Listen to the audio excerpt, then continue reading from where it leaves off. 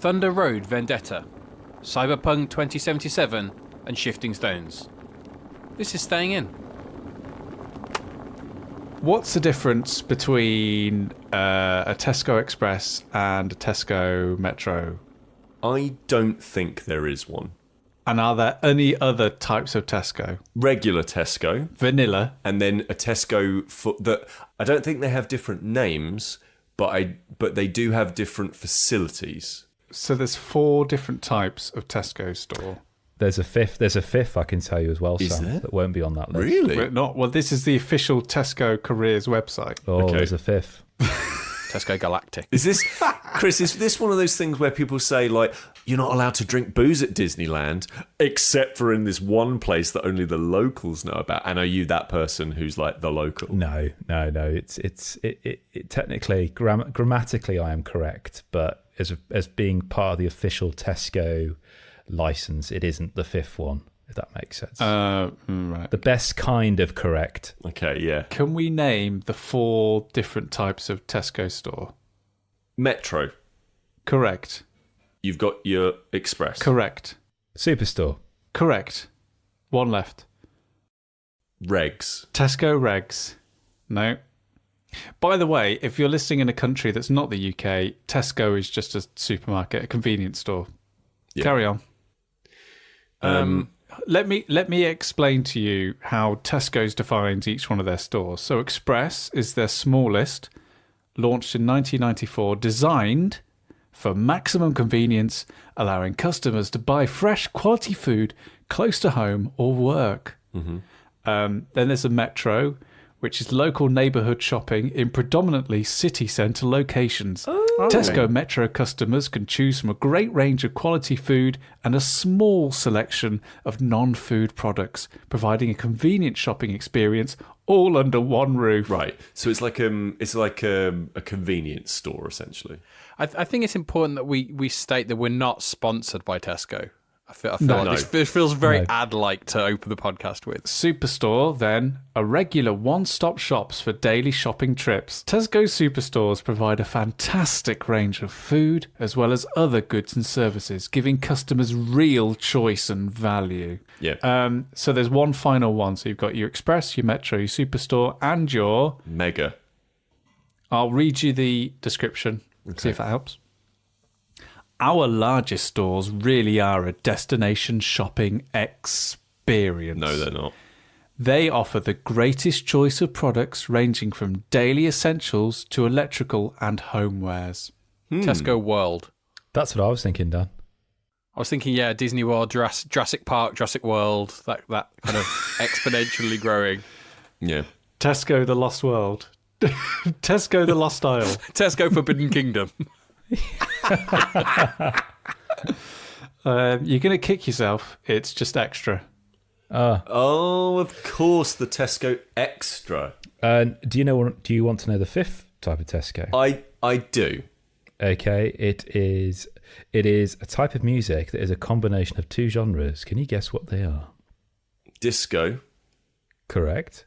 Come on, Pete. You and I used to listen to this music quite a bit. Thrash. Heavy metal. Funk. Techno. Tesco is techno and disco. Disco. Yeah. Right. I'm confused about what we're trying to get at here. I'm Yeah. really sorry, but I'm very, very lost. Yeah, we're really searching for a punchline here. No, there's no punchline. It's an actual genre of music. Techno and disco. It's called Tesco. Yeah, no, but what's Tesco got to do with it? No, you can make Tesco out of it. Have you It's just a made up a word and said, look, Have you this made is up a actually also genre, Tesco? Chris? What? Have you made up a genre? I've not made it up. It's an actual genre of music. Yeah, what, a genre called Tesco? A genre called Tesco. Do they sell it in Tesco? Oh my word. This is like a fast forward when we were recording this podcast in our 60s. Yeah. And we're still talking about convenience stores. Well, Yeah. Yeah. It used to be just an extra in my day. And now they've got World, Forbidden Kingdom.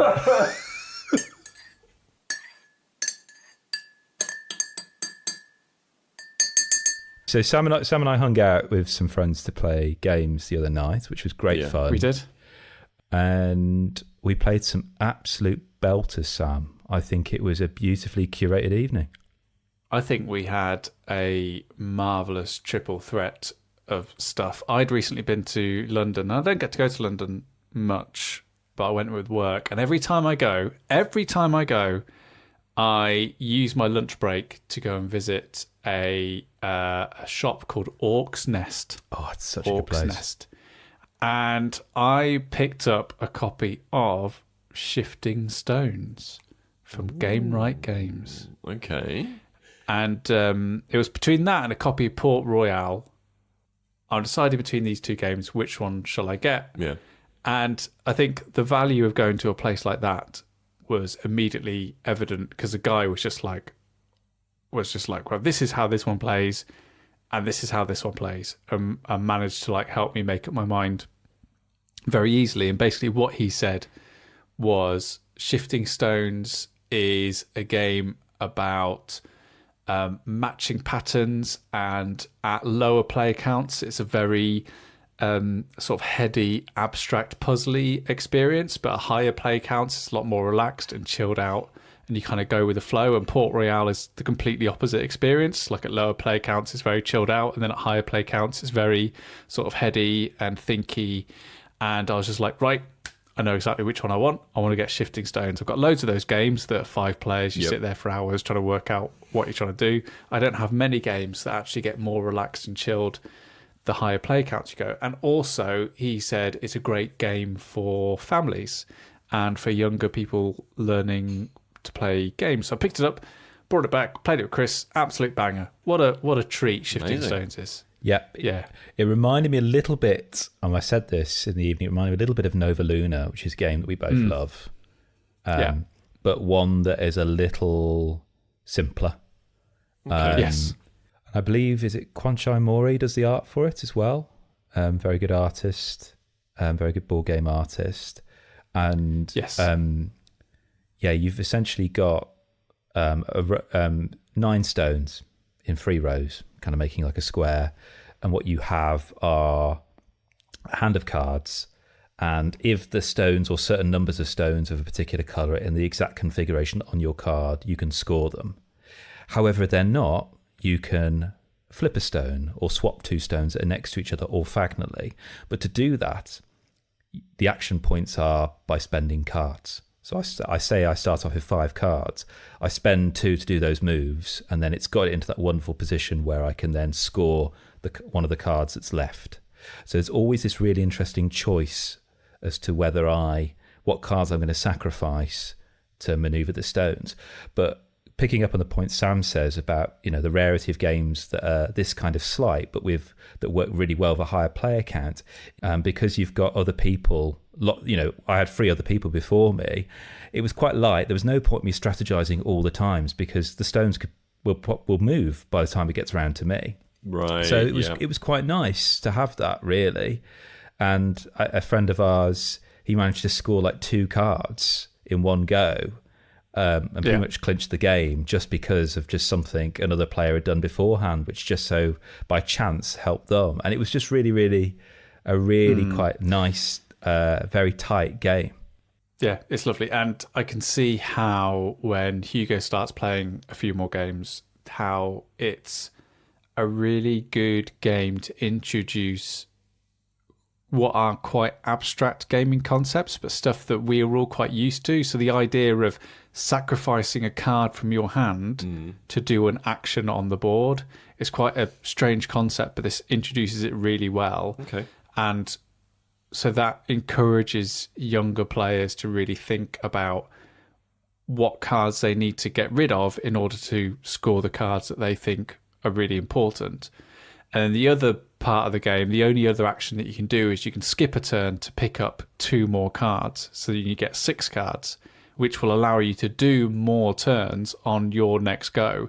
And understanding that and conceptualizing that for someone who might be younger or not used to board games is a really, really good way of like introducing concepts to them. And another thing the game does is the person who scores the most 1-point cards gets a 3-point bonus at the end of the game. So it just has these loads of little ideas in it wrapped up in this like beautiful little package and these simple mechanics. Shifting stones is not changing the world. Like this is not Concordia. It's not Agricola. Nothing like that. But the four of us hadn't met up in a while, and we could just put it on the table, and we were eating pizza, we were eating chips, and we were just like, because we didn't have to think between turns, we didn't have to sit there in silence and really cogitate and strategize. The game just happened, and then it finished, and we all like loved it. And even though no one was to blame for anything, we all shouted at each other for moving stones around, and like it was all well thought out. And sure. Yeah, it was like I have no regrets about buying that game. And the next time that we're all together, I'm definitely going to be chucking that one in the bag, because I think it'll be perfect. Nice. We also played Dutch Blitz for the first time, which is another game that I'll be bringing with me. I've now bought a second deck, so now I can play it up to 8 people. Wow. Because I'm convinced it's the best game I've ever played. Well, no. I think I'm washing my hair that night. Oh, It is so incredible. so good. We talked about it a little bit last time. But what is it that for you, Sam? Because I know what it is with Kris, but what is it for you, Sam, that it does that makes it so like appealing? Where to begin?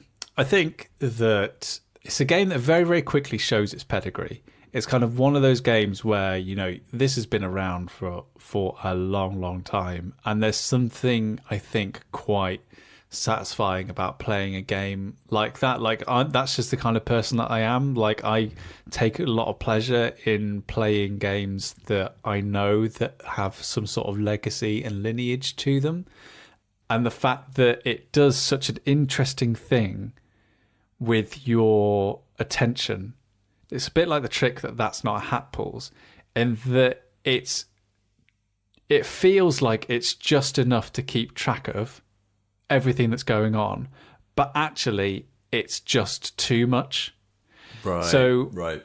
Because in Dutch Blitz you have to kind of keep a lookout at the Dutch pile in the middle to see what piles are being created, where you could maybe like contribute some of your cards to. But you're also keeping an eye on your post pile to see again where you might be able to alleviate some cards and move some things around. And then you're looking at your wood pile as you're drawing cards. Because your attention is split across these 4 different areas, it's just too much for you to really comprehend what's going on at one time. So every single moment is a surprise, is a shock, is funny, is hilarious, is horrifying, is tragic, is magical, is joyous. And I think where Dutch Blitz really began to make sense to me is where I felt like I knew I was losing, but I was still having fun. Yeah, that is it in a nutshell.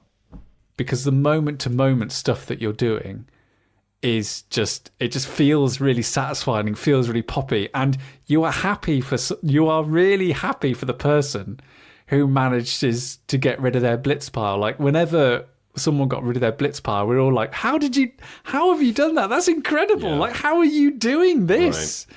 Like, this is so difficult and you're doing it.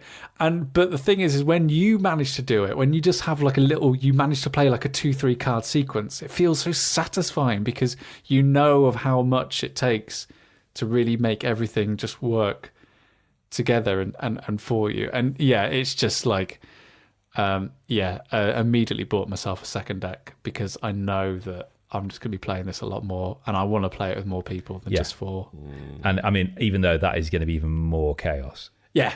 It's going to be bonkers. And I like those card games where you play one round, go, okay, right, it's this. Second round, you're already talking like a seasoned player. You're looking at everyone's post pile going, oh, well, look, oh, God, I've not a good hand here. Oh, gosh, look at your hand. Oh, that sucks. That really does. And I love those moments where you kind of oscillate from competing with each other to all of you together against the game. Oh, yes. And I think that's something that really comes across from those kinds of folk, classic kind of card games. The game I was desperate to play, which I bought a copy of like a few days before, was Thunder Road Vendetta. So, if I had to imagine it, I'm imagining Mad Max. Yes. Very much. I'm imagining Ding, ding, ding. deserts, car combat. Yes. Ding, ding, ding, dong, ding. I'm imagining miniatures war game. BGG classes it as a miniatures game. But Really? yes, there are Ooh. miniatures cars. There are miniature cars there that you move around across But is it? spaces. Is it? Are they totemic play pieces or are they miniatures? They're totemic playing pieces. Damn. There Very is much not so. a ruler in sight. That's a shame. So what's the game about? Because I love car combat games. So first things first, this comes from Restoration Games, and for like the last 4 or 5 years, I've always wanted to own a Restoration game.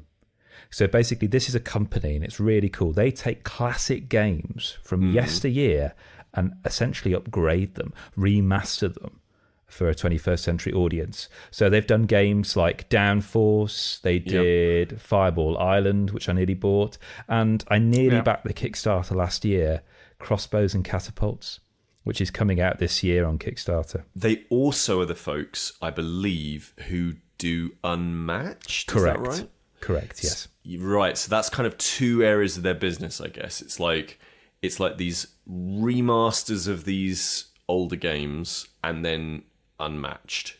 So this is Thunder Road Vendetta, which is based on an original board game, Thunder Road, which came out in '86, the year, Wow. like you and I, Pete, were barely 1 year old at this point. Yeah. I'd never heard of this game beforehand, from Jim Key for the original, but this is an updated version by Brett Myers and Dave Chalker that came out last year. It was a Kickstarter game, which I didn't back at the time, and it's chaos, essentially in a nutshell. It's a family weight, dice chucking, racing survival game. And the best way I can describe it, you mentioned Mad Max, but for me it's that moment in Mad Max Fury Road where all of Immortan Joe's vehicles are chasing Furiosa and Max through the desert. Yes. All the cars are barging into each other. Racers are shooting at them, whilst the protagonists are trying to avoid hazards that are in front of them. That is the game in a nutshell. It plays 2 to 4 players, lasts about 3/4 of an hour to about an hour and a quarter, depending on your player count. So, as players, we essentially each have a crew of vehicles, and we race each other, and we fight dirty, trying to be the first across the finish line or to be the last car standing.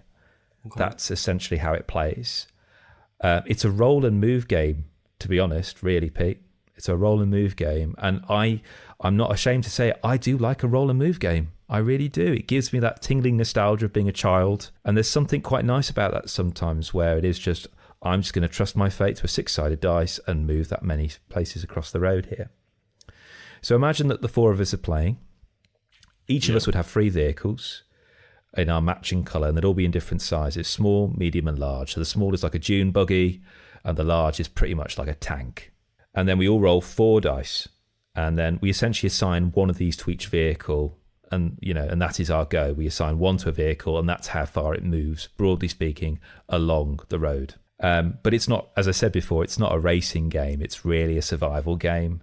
It's quite rare for you to play a game of this where somebody actually crosses the finish line, because more often than not, everyone is just trying to take each other out. And when you're chucking dice, you haven't got a clue where all this is going to go. And the reason why and how people can do that is, first, they can kind of slam into another car. So if you drive into a space with somebody else's car, you literally put your car on top of theirs, and this is called a slam. You slammed into them, and you roll 2 dice, and the dice are these lovely chunky dice. So you roll one of the dice, determines which car has the effect onto it, and then the other dice tells you which direction it goes. And you may move it backwards, forwards. You may move it into impassable terrain, and if so, it gets removed from the game entirely. Or it might land on one of the hazard tiles, and these are face down at random points. And once it lands on there, you've suddenly got a potential kind of knock-on effect where the hazard you may flip might be something that causes it to skid further somewhere else. It might land on a mine and go somewhere else, say, for example. Or you may slam this car and it lands on another car, and that causes another slam there entirely. So you've got this incredible kind of chaotic mess, essentially, when you've got loads of cars theoretically next to each other that can all bump into each other. And also, secondly, did I mention you can shoot each other? So if you end your go behind another car, you can roll a dice to shoot them. So you're constantly, there's no way you can kind of strategize in this game whatsoever. It is sheer giddy kind of chaos, really. Okay. And I absolutely adore it. I'm a massive fan of racing games. I love a racing game. I don't know why. I just really, really do. And this really does satisfy an itch for me. But also, I really love that kind of wacky races kind of feel that this does have, where anything is possible. And it's just the whim of the dice. And actually, as players, you find yourself, at least personally, my own experience, it's more fun not to try and win the game and be strategic. It is more fun just to do something because it looks cool. Or if I know chances against me, but what if? How incredible would that be? If I managed to pull this off, that would be incredible. And I could lose the car, but I'll look good doing it. Yeah. But it's good to hear you back, Peter, knowing that you managed to make it back from your extreme sports excursions. So, Pete, have you broken your knuckle? I haven't gone to the doctors yet because it's basically sort of just settled down a bit. So I just thought I'll just leave it. I mean, The man's way of dealing with... it really is. Yeah. I deal with it in the same way that I deal with my feelings. I'm gonna just not just let them calcify. Just ignore them till they go away. Yeah, until they go away or come out in interesting ways in my late 40s. Gordon Bennett. So yeah, I didn't die. I had a lovely time snowboarding. I fell over many times. I went down something called a black run. Oh, wonderful. That sounds dangerous. They are dangerous for They are. skiers and sometimes for snowboarders, but they're kind of measured for skiers. So I went down something that was very steep, which was really good fun. Did you mean to? Yeah, the instructor that we had, Vladimir, who was amazing. He basically said on the final day. So we'd just been on like what they're called like the bunny slopes, which are like really, really small, shallowy kind of things where you just practice. He just said, "Okay," because I will do the accent. "Today we are going up onto the mountain," and I was like, "Okay, excellent stuff." And what part of Sweden is he from? Yeah, I don't know. I honestly I didn't ask. Yeah, it's odd that he was in Bulgaria, and he said, "Oh well, you've got to." He said, "Oh yeah, we'll go up there. You'll be fine."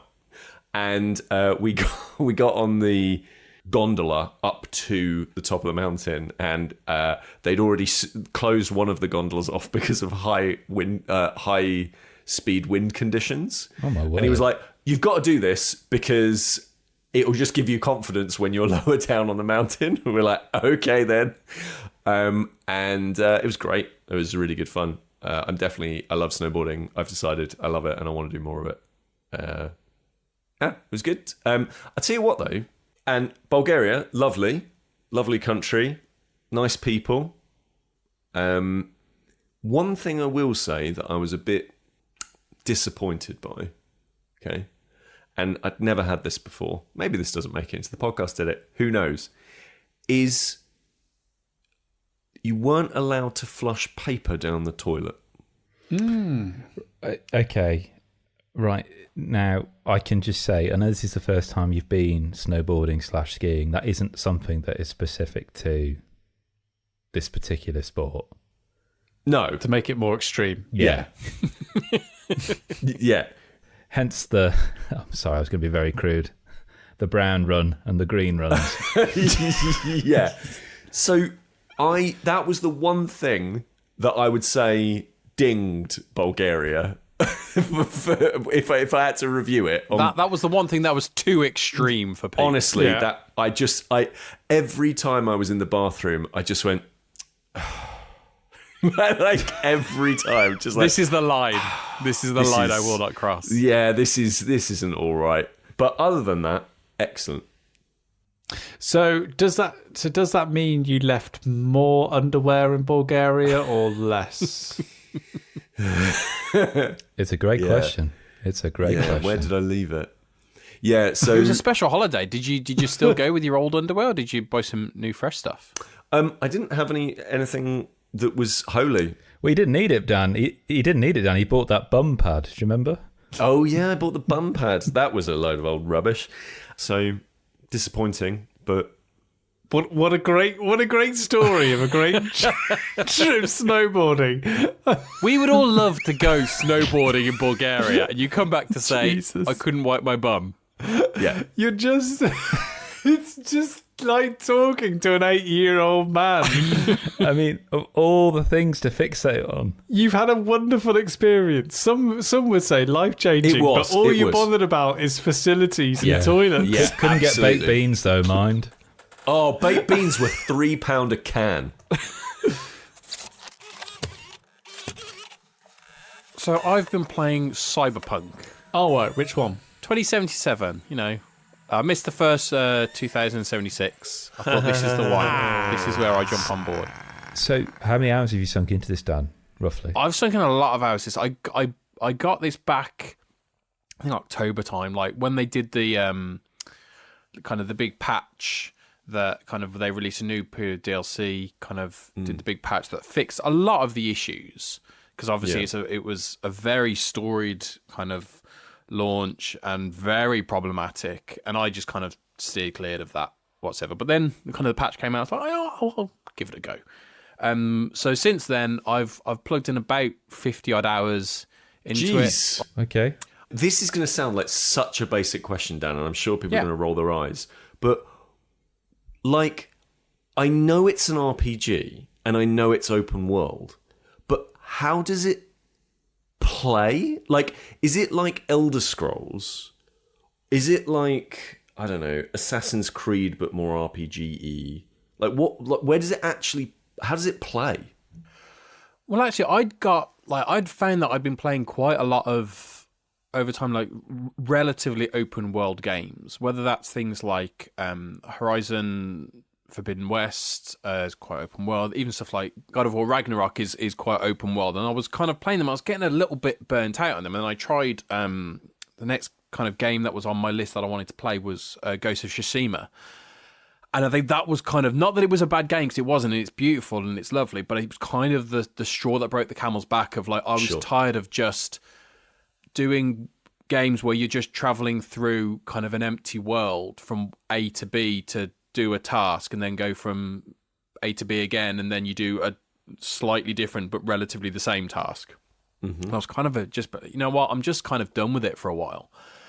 But then the patch came out, and I was like, this might be a bit different. I'll give this a go. I found a good deal on it, so I bought that. And very quickly, I realised that the issue with the games that I'd been playing was that element of kind of sparsely populated environments. So as beautiful as Ghost of Tsushima is, and it is a beautiful game, when you're on your horse and you're going through kind of the fields as the wind blows, and it is all stunning, I wanted more in terms of kind of the environment around me to be more dynamic, other than kind of the looks and beautiful, other than kind of the looks and that kind of aesthetic. So when I started with Cyberpunk, the first thing I thought, and it took me straight back to probably the game that probably got me more into RPGs, which is GTA 5, and I'd never really played any GTA games prior to that.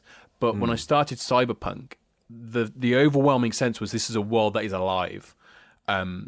Yes, it's a really well constructed kind of environment design wise. This whole kind of steampunk Japanese kind of neon Tokyo aesthetic works really well, but the world just seems alive. And as I was playing it, the callbacks I was getting was to things like GTA, which for me, GTA is not a game for everyone.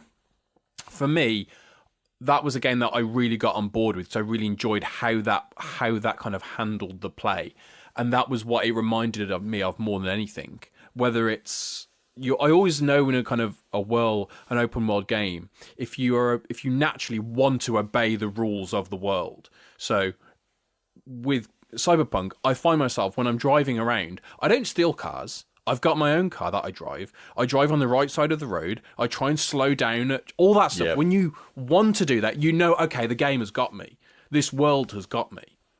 What was interesting for me is because I've kind of been wanting to talk about this game for quite a while on the podcast, and like peek behind the curtain, we kind of put some subjects for different episodes as to what we want to talk about, and Cyberpunk has been on the list for several episodes in the past, and for whatever reason I've talked about something else, or we haven't had enough time, and it's just never kind of got through. And what's interesting is that each point I've actually had a different opinion of the game the more I've played it. Because like when I first started playing it, it was very much of like, this world is beautiful, amazing, this kind of, I really like what it's doing. There are some issues, there are kind of, as I say, that whole thing of like your first interaction kind of with females, it's like it's a little problematic, and like there's some very much kind of adult themes and adult very dark kind of story aspects that are part of this world. So the idea of kind of prostitution and stuff is there, but there's a lot more of kind of those kind of things happening in people's minds and using kind of memory for kind of more insidious purposes. And that, at times, that gets very dark and will absolutely kind of put some people off. And it does, as a player, you kind of take a step back and say, okay, I'm now questioning, should this kind of content, not content, sorry, should this kind of theme, these kind of ideas be in what is an entertainment kind of thing? Because it's supposed to be a fun game. It's not supposed to be kind of, when you watch a film, it's supposed to be kind of an in-depth look at a serious topic. You're in a game where, I'm now going to go and do something fun. I'm going to go steal a car, and I'm going to go steal a AI taxi or something like that. All these different, there are much more fun things to do in the game. So when you have these really dark scenarios, that becomes problematic. So I started off kind of really enjoying it, and then that kind of progressed, and actually I was starting to really like the storylines and some really interesting characters, and the way it was telling its story was really good. And then kind of really weirdly early on, I got to a point where, I say weirdly early on, probably about 20 hours in. And I say weirdly early on because for an open world game, you expect it to be a long game. But I think about 20 hours in, I got to a point where it stops you and says, okay, this is basically an end point of the game. So don't go any further if you want to do other stuff. And I was like, oh. It's actually a relatively short game. Really? Yeah, if you blitz through the main game, it's about 20 hours. Wow. But at that point, I also realised at that point that there was loads of stuff I hadn't done. There were some characters I really liked who I'd not really explored all that much. So I was like, you know what, I've not gone past that point yet. So I took a step back and then started to engage some of the other storylines, which again I liked, but then it started to become what a lot of RPGs are, became a bit grindy, and suddenly I started to pick up on some of the things that bother me with some more in-depth RPGs, where in Cyberpunk you have your standard leveling up system where you've got, I think, 6 or 7 standard kind of skills. Within each of those, you then have perk trees, and you've got a huge amount of options for perks that you can build up. On top of that, you've also got all your weapons upgrades that you can do and build up throughout the game. There's loads of customization with that. And then on top of that, you've also got all your modifications to your kind of your body and all these different skills you can have to every single part of your body. And suddenly I realized I am completely overwhelmed by all of these. And so I'm not taking advantage of them. And so it became a grinding thing of, let me just get some money so I've bought all the cars, I've bought all the apartments that I want and all that stuff. And so it's kind of just taken me a real kind of up and down thing. And I've got to the point now where I'm happy with how the storyline has progressed in terms of some of they're not peripheral characters because they are main characters, but some of the kind of the characters, and they're not central to the main story. I'm happy with how that's all played out. And so I'm getting to the point now where I'm like, okay, I'm going to step back in and I'm ready to finish that story. So I'm at a point now where I've kind of mellowed on the highs of it, but I'm quite happy to kind of, it's a nice kind of rhythm to kind of end towards the game now. That's kind of where I am now. So it's been a real kind of peaks and troughs as to how this game has played out. It's been really interesting knowing that I'm going to talk about this. I've been trying to talk about this for a number of months, and every single time I've had a different view on it. Sam, do you see yourself in any of those avenues that I've gone through? I don't think so. I think I've had a completely different relationship with the game. So, where to start? I think for me, the tonal stuff and the darkness of the story is something that I've actually really appreciated from the game. And I've actually really appreciated playing an entertainment property that's treated me like an adult. Okay. And whereas something like GTA 5 is 18 because it's goofy and there's guns and there's cars and you can run people over, Cyberpunk is 18 because of its thematic content and the stories that it's trying to tell, rather than necessarily what you can do as a criminal or as a person in an open world. And I think that even though I found some of that subject matter really hard to deal with, I've really appreciated it as an audience member, that it's in there and they are brave enough to tackle it, and they are tackling it in how I feel is actually quite a interesting and mature way. Interesting. And I really like that. I think it makes the game quite difficult to pick up sometimes, because it's kind of like, what am I in for? What am I in for this time? Which makes some of the downtime activities quite pleasurable to take in, because they are slightly on the lighter side, which gives a bit of that light and shade to the things that you're doing. But what I will also say is that, boy, does it really like pull the narrative along and really give you some narrative heft to get involved and to really delve right deeply into the story. Because the topics and the nature of the story is just handled in such an adult manner that as a character it makes it very, very easy to just throw your all into it and be like, right, I am in this now, I'm going on this journey, I am committing to it 100%, because they're committing 100% to telling this story. So I found that really, really satisfying. And I think the other thing that I really appreciate about the game, and I think is where it really hits for me, is that you're not at the center of the story. The story is happening around you and you're just caught up in the middle of it. So rather than something like Witcher or GTA 5 or even Ghost of Tsushima, where you are, or God of War, where you are the center of the story, you are the powerful being in the middle of it. Here in Cyberpunk, you are caught up in something that's much larger than you, and you're just trying to find your way through it for whatever motivation, whether that's vengeance or revengeance, justice or making money or whatever. But you are not the protagonist in this story. You are just trying to claw from one bit of information to the next to try and make sense about what's going on. And I really like that I feel at times like I'm viewing something rather than experiencing something. And I quite like the fact that as a player, like, people aren't relying on me to solve their problems for them, really. Like, I am just, if I don't get the job done, they'll just pay someone else to do it. Like, it's not, that is very much Cyberpunk, the RPG that this was based on, as in the tabletop role-playing game. Like, it is very much about, in the same vein as something like a Shadowrun or a Cyborg or something like that. A lot of those Cyberpunk RPGs do lean on the cyberpunk literature topics of people just trying to get by, and mega corporations and huge governments being so monolithic that your ability to influence the world is limited. Like, that is thematic to the cyberpunk theme. Do you happen to know whether or not, obviously Dan, you've been playing it on PlayStation. Sam, have you been playing it on deck? I have been playing on the Steam Deck. Because it used to not run particularly well on deck. Does it work okay now?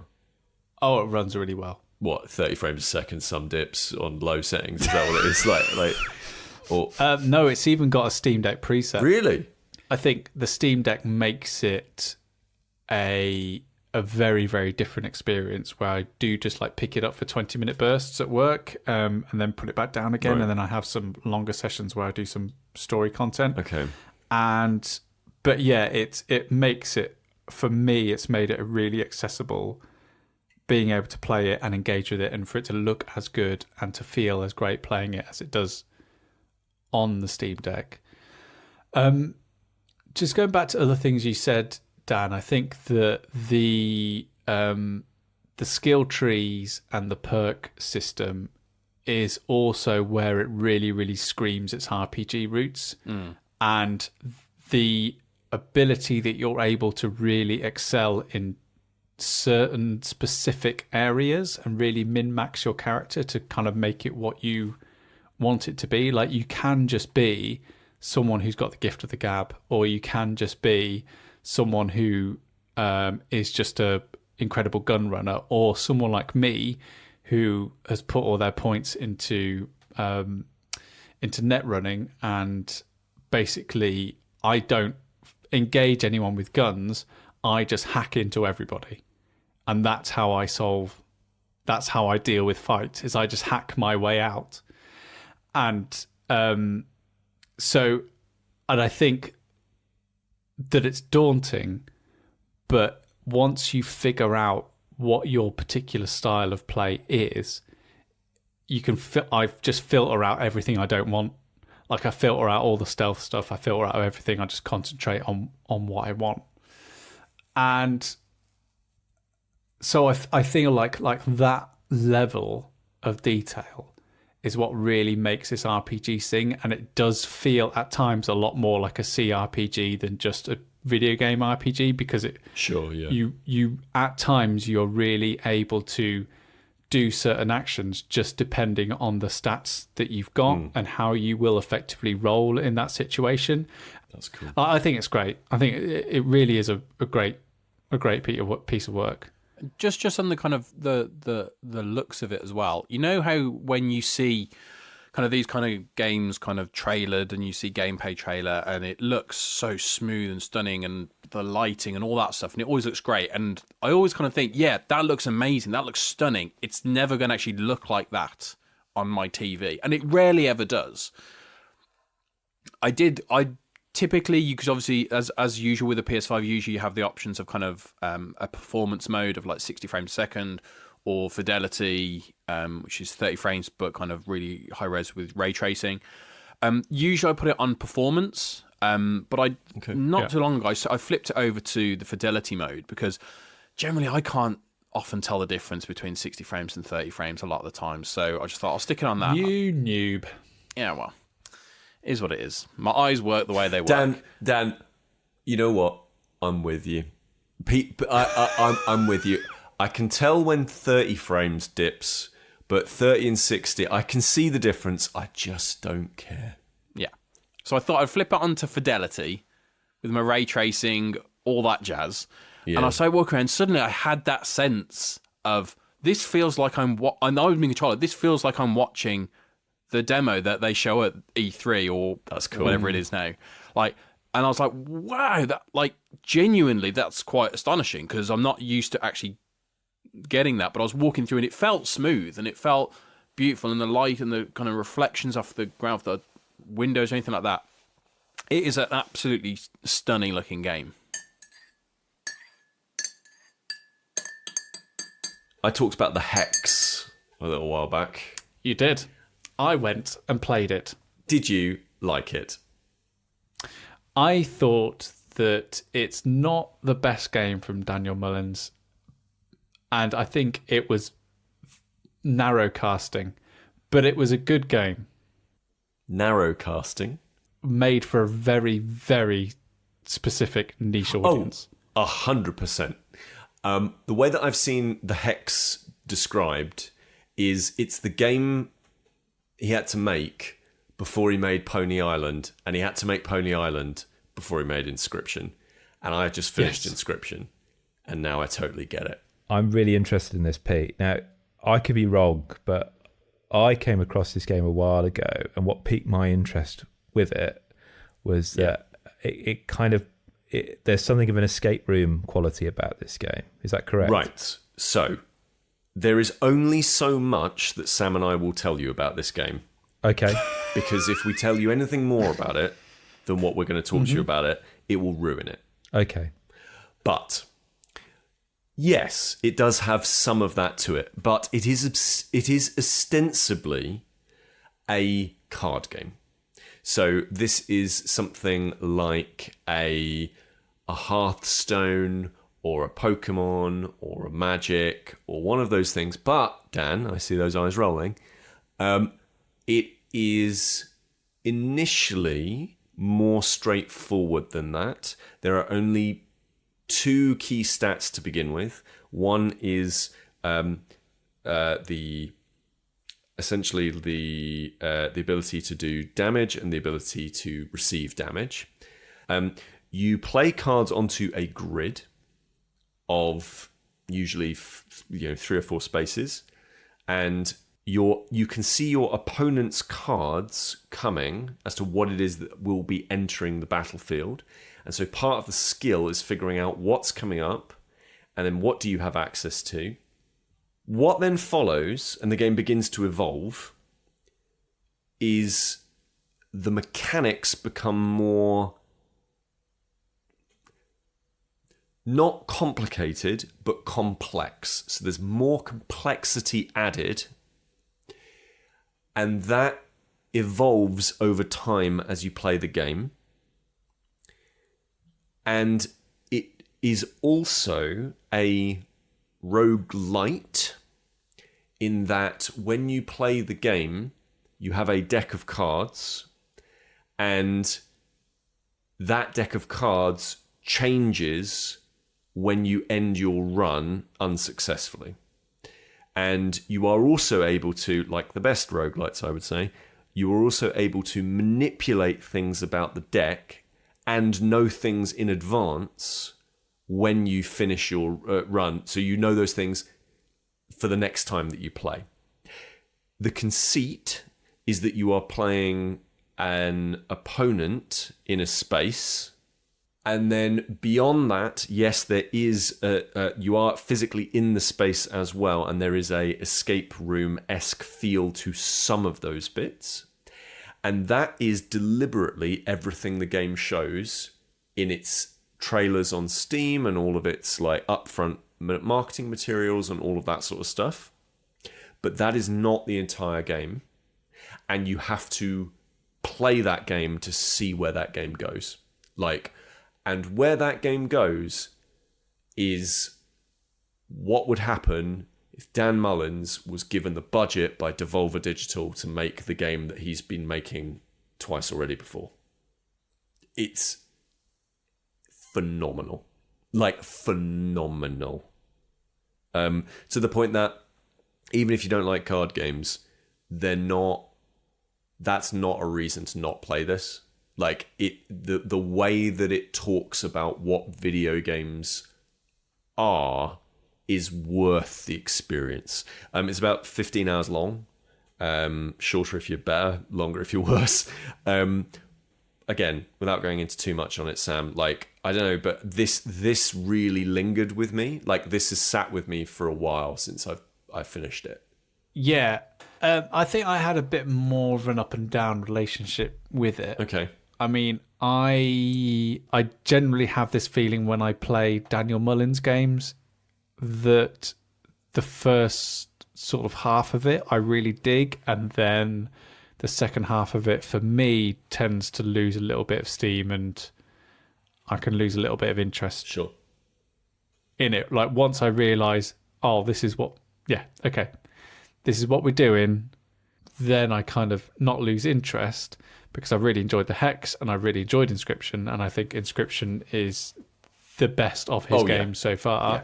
And I've wishlisted Pony Island 2, and I will be getting that when it's out, no doubt, because I think that his ideas and his design are just too interesting to ignore. But for me, I enjoyed Act 1 probably more than much of the other parts of the game. That whole escape roomy vibe. Like, I think, Dan, the best way to sort of describe what type of game this is you start off playing on this table in front of an opponent, learning how to play a card game. And then quite by accident, I realised that I could stand up and walk away from the table. And I was like, oh. And I could explore and walk around the room in which this game was happening. And for someone who's very used to here's how the Slay the Spire works, here's how Hearthstone works, here's how Magic the Gathering works on computers, where here's a mystical environment where you play your cards and, you're interacting just with the cards in the space in front of you. The moment where you just go, oh, I can get up, I can walk around and look at things and interact with things, and there's the guy I'm playing just sitting in a chair and watching me walk around, and like that was just mind-boggling. And the feeling that gave me was never, I don't think that ever really reached that kind of heights for me in the rest of the game. There's some bits that I found really interesting and I found really thoughtful and thought-provoking, but that initial, like, oh my, I can get up, I can walk around, like, yeah, that was incredible. And the actual, the card game at that moment, like, I got really good at it. I got really good at that card game, that sort of base version of it. I think it's been fairly well documented that I'm kind of not a fan of kind of deck building games. Like, over the many episodes we've done, many deck building games have come and many deck building games have gone, and yet I'm yet to hop on that train. I've obviously not played this game, and I have kind of watched some videos of kind of that tutorial section, that early portion of the game, and the kind of the takeaway that does attract me is, and you have kind of touched on it as well, is the idea of it being a deck building game, but it's that meta element of there is a story around there's not a story about what's on the cards, like your Hearthstone, like your all this. No, wait, I see that look in your eye, Pete. Let me finish my statement and then you can interrupt. Unlike kind of the story that comes from the characters on the cards through various other kind of deck building games, the story that's coming through this is more to do with the player to the card dynamic, which feels a weird thing to say, that kind of the relationship between the player and the card, as opposed to the relationship between the cards to each other. I mean, this is praise from me. I'm praising the fact that I find that to be really interesting, that is coming at this type of game from a different perspective and bringing something new to it, to say, okay, you know what deck building games are. Here's an element that you've not thought of before, of like, what if the cards interacted with you? You are right. And stop. Yeah. You are right in that it does also bring that additional view. So the thing that I find most interesting about it is that collectible card games, for example, the main thing about collectible card games is, and we've talked about this, I think, a couple of episodes back, where the complexity comes from is not in the standard mechanics of the card game. They are usually actually pretty straightforward.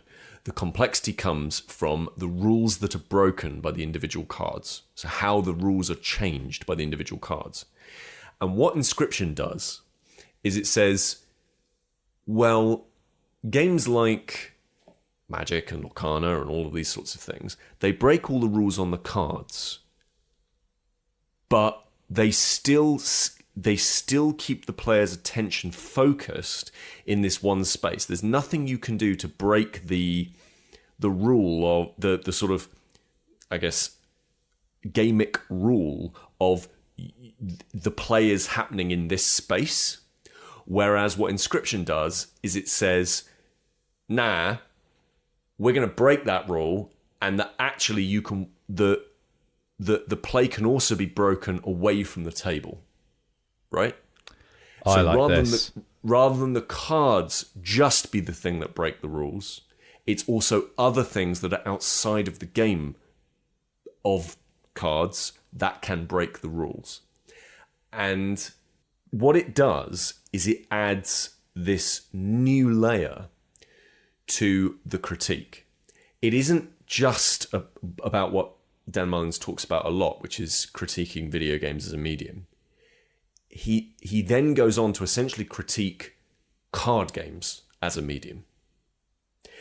And that is extremely powerful. I have to agree with you, Sam. Like some of the best creatives in the field, I think this designer could have used an editor, because I feel like, and this happens a lot in video games, I feel like they could have cut about a third of the time off this game and made it a punchier, more impactful statement. And I get it, like this is Devolver, like they know their craft better than I do, right? Like that's fine, obviously, and clearly someone somewhere went, this game needs to be longer, right? Or this is my vision for the game and it has to be this long or whatever. But actually, I feel like they could have cut a third, maybe a quarter, off of the game's time, and it would have been more impactful, more like jam-packed with what's actually the most interesting stuff in the game. But I think that if you're interested in tabletop games and card games, if you're interested in storytelling, if you're interested in video games, and if you're interested in, I'm sure there's some fancy word Kris knows, where mediums critique themselves. I mean, self-referential, metatextual. Yeah, I guess metatextual, postmodern, I guess, approaches to the thing. This feels like a very important step in that, and I think this is one of those. This is probably one of those games that will come up a lot in academic texts, and I think it will also be one of those things that I think in 5 to 10, 20 years' time, I think people will still reference back to and say, this is a really, really good example of mediums critiquing themselves. It's and just to be clear though, it isn't like all, I smell my own farts and aren't they amazing? It's a genuinely brilliant game at the same time. It's not, it isn't, I don't want it to be this, he gets a lot of stick, bless him, but he sort of deserves it. It isn't this Jonathan Blow-esque, how clever and arty is this? Isn't this so intelligent? It is also just really, really good. And it's well worth playing. What can I play it on? You can play it on. I would recommend, personally, I had a very good time playing it on my Steam Deck. Yes. But playing it on PC, as in a standard desktop PC, and I know you've just got a nice new one of those, Kris. Yes, Sam and I have been playing Sea of Thieves on it.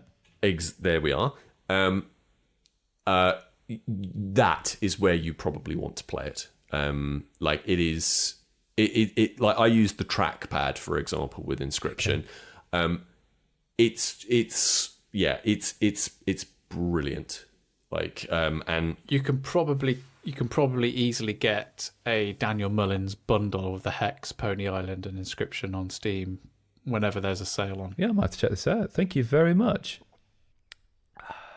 So, talking of auteurs, Kojima has been listening. Yep. Yeah. Okay. All right. Let's deal with the elephant in the room, shall we? I mean, that was a surprisingly good. I'm very good at my elephant noises. And it's the second time that Dan has done an elephant noise, and Pete, you've gone, that's a surprisingly good elephant noise. I look forward to saying it a third time.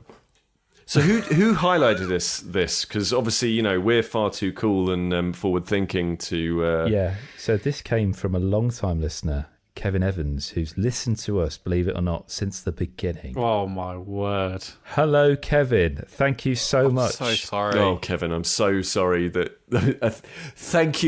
Thank you for putting up with us, staying with us. Yes, there were some rough years in there. Yeah. There were, and I believe they contacted us via email to recommend the series Severance to us. That's how long they've been with us. So thank you. Wow. Okay, Kevin. I agree. I've been sitting on that one for a long, long time. When season 2 comes out, I absolutely want to talk about it. Nice. But I don't want to sidetrack from the Kojima stuff. No, please not. Yeah. Let's deal with it. but like they recommended a game to us that sounds right up my street and right up your street, Sam. You're probably already aware of it. That's on Game Pass at the moment, Pentiment, which is a 2D murder mystery game. Yes. Yeah, I saw trailers of it, set in a medieval Europe. It looks incredible. Pete, I think you would also like this. Okay. Based on that game, I can't remember what it is, the one you spoke about, which looked like it was animated by Terry Gilliam. Yes, The Procession to Calvary. Yeah, that's the one. Yeah, I don't know why, it just made me think of that, probably because of the time period or anything. But thank you, Kevin, for reminding us of that. But the elephant in the room, Hideo Kojima. Yes. I must confess, I don't know what this is. Okay. What's it called? Well, it's a sequel Okay. to Death Stranding Okay. called Death Stranding 2 Yep. on the beach. I see. I mean, there's only really one place that tagline he's going to have got that from. Yeah. Yeah. I had no idea that was the subtitle for Death Stranding 2. I've still not played the first one, even though everyone tells me to play it. Sam, you've told me to play it.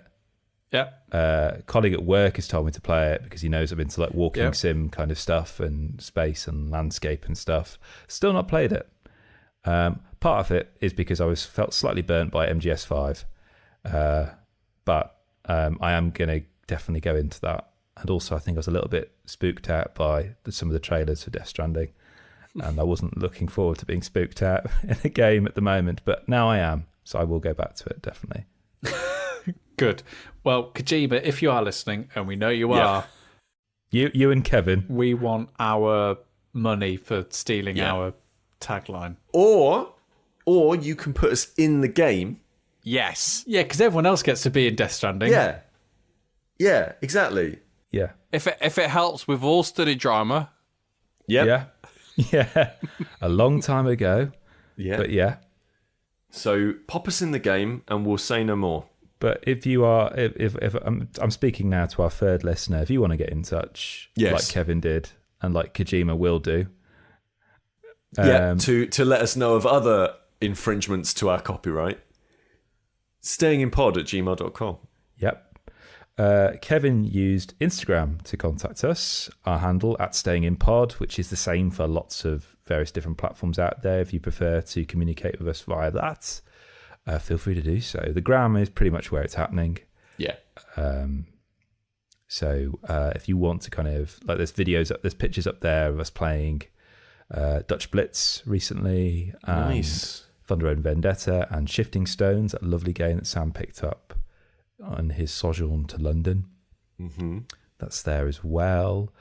No doubt, if you check on our Steam curation page, you'll find a copy of Inscryption up there, as well as the board games we've discussed on the BGG page as well. Yes. Right. Kojima, yeah. See you on the beach. see you on the beach. See you on the beach. It's a bit more threatening now, isn't it? It is, isn't it?